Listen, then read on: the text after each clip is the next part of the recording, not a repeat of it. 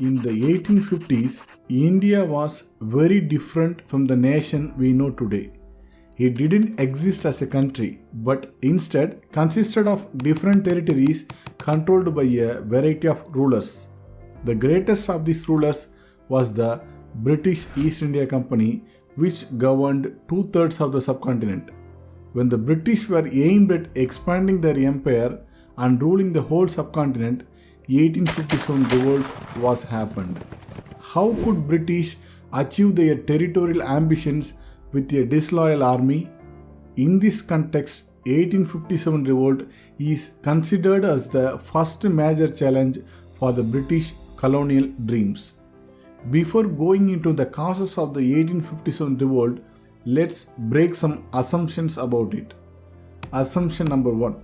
Many think that the introduction of greased cartridges for the new Enfield rifle circulated in the East India Company's army was the main reason for the revolt. The truth is that discontents against the British were already mounting in the army for a long time. When the greased cartridges were introduced, the Sepoys were exploded. Assumption number 2. The revolt considered by many as a mere mutiny of the Indian Sepoys. The truth is, the revolt was not confined to the domain of military alone. Eventually, native rulers, zamindars, thousands of common people and peasants joined the uprising to revolt against the British. So, the causes of the 1857 revolt need to be searched not only in the discontents of the army but also in the fundamental political, social and economic change happened during the first century of the East India Company's rule. Let's dig deep into the causes of 1857 revolt. Number 1. Why did the Sepoys revolt against the British? Serving the East India Company's army as a soldier was considered prestigious. Their salary was great, they were entitled to various emoluments. All this made Sepoy a lucrative job. If so, then why did the Sepoys revolt? To say specifically, the Sepoys in the Bengal army revolted against the British. Not everyone. Nearly half of the Sepoys present in the subcontinent were not revolted. There were nearly 2.5 lakh Sepoys in the whole of Indian subcontinent during 1857. Bengal army alone had half the number of Sepoys present at the time. Madras army, Bombay army, Punjabis, Sikhs, Gurkhas constituted the other half. They remained quiet and were not revolted. Let me rephrase the same question. Why did the Sepoys in the Bengal army revolted against the British? To know the answer for this question, let's go backwards. East India Company was formed in 1600 after getting permission from the British Queen to trade with East Indies. After getting permission from the Mughal Emperor Jahangir, East India Company established factories at Calcutta, Bombay and Madras. It purchased land from Indian rulers to build its settlements and required armed forces to protect them. From London, royal forces, particularly the Navy, were often dispatched to India on lease to the company to help it out at times of trouble in the early days. But this created problems between the king's army officers and the civilian authorities of the company. And practically, it is not feasible to send troops from London to India all the time. So from very early on, there was an attempt to raise a permanent company's army in India. Gradually, the East India Company developed a strong army consisted of persons recruited from India alone. When they were recruiting men for the army, the British followed the tradition of recruiting men from peasant communities. It was the norm even during the Mughal period. While recruiting for the army, British preferred wheat-eating Indians rather than the rice-eating communities. They believed that wheat-eating Indians were physically more suitable for the job. In the initial years, with respect to the composition of the army, Warren Hastings did not want to disturb the existing caste rules in the affairs of the army.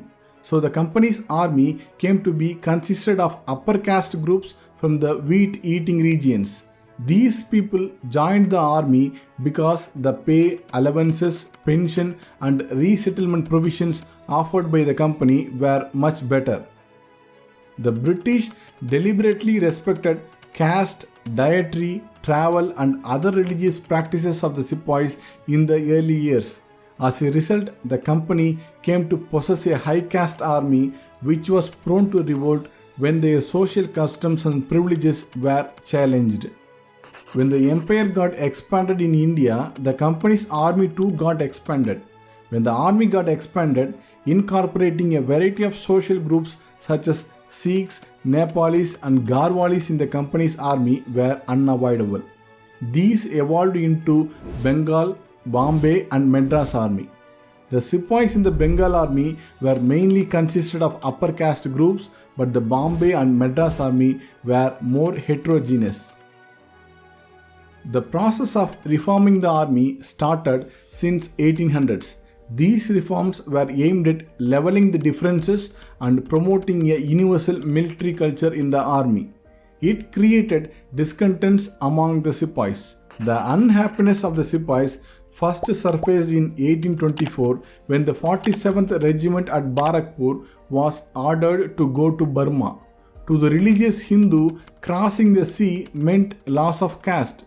The Sepoys therefore refused to comply. The regiment was disbanded and those who led the opposition were hanged.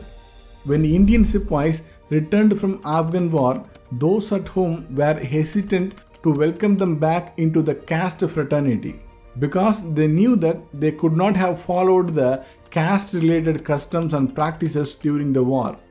There were also incidents of Sepoys getting treated as an outcast in their village when they returned from the Afghan war. The prestige of being in the company was there, but religion and caste proved to be more powerful. The rumors about the government's secret designs to promote conversions to Christianity made the Sepoys constantly worried.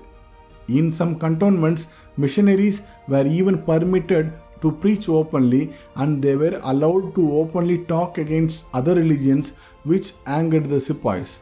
Over time, even their pay and allowances came under attack. In the infantry, they got only 7 rupees a month, which was hardly enough. Indian Sepoys were made to feel as a subordinate at every step. They were discriminated racially in matters of promotion and privileges. After all, Indian Sepoy was a peasant in uniform whose consciousness was not different from that of the rural population.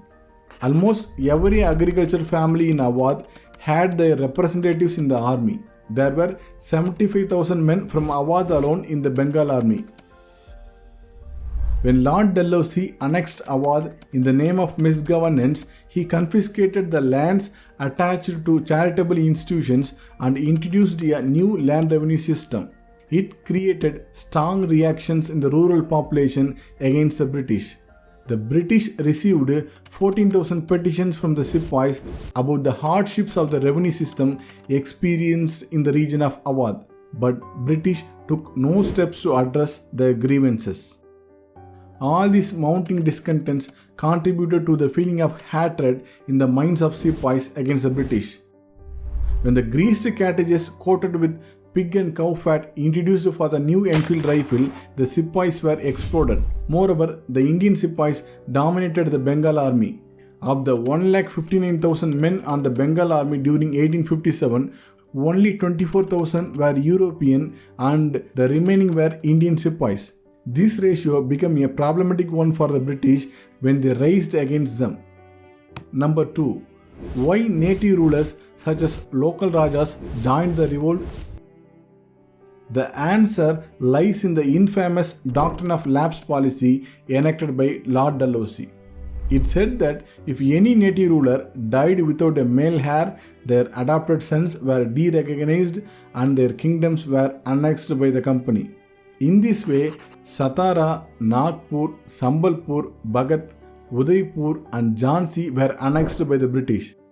Rulers considered this as British interference in the traditional system of inheritance.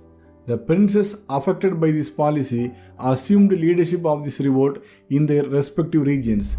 Nana Sahib, the adopted son of Peshwa Baji Rao II, assumed the leadership in Kanpur. Begum Hasrat Mahal in Lucknow, Khan Bahadur Khan in Rohilkhand, and Rani Lakshmi Bai assumed the leadership in Jhansi. The revolt gained momentum when these native rulers joined the rebels to revolt against the British. Number 3. So, why did peasants and civil population join the revolt? The reason for this surge of masses has to be sought in the nature of British rule that adversely affected all sections of the rural society. Peasants were having excessive burden under the exploitative revenue system and taxation policy of the British. Whatever the conditions, the government was keen on collecting revenue.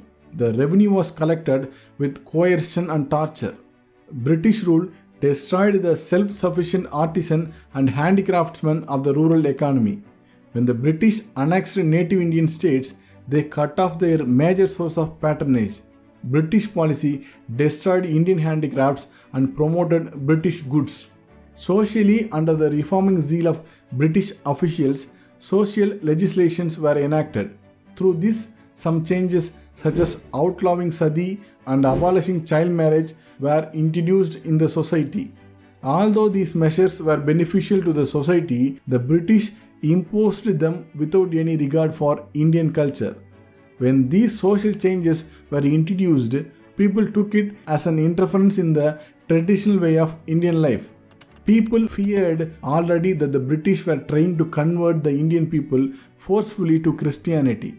Moreover, many believed that these social legislations were undertaken to aid the missionaries in their quest for evangelization. The uprising of the Sepoys released the rural population from fear of the state and control exercised by the administration. When there was an opportunity to vent their grievances, they immediately jumped into the revolt. Government buildings were destroyed, treasury was plundered. Sepoys, native rulers, landlords, peasants, common people had different grievances against the British. This made the British their common enemy. No single factor was in itself enough to start a rebellion. When the grievances were accumulating from all sections of the society, all that needed for a revolt was a catalyst.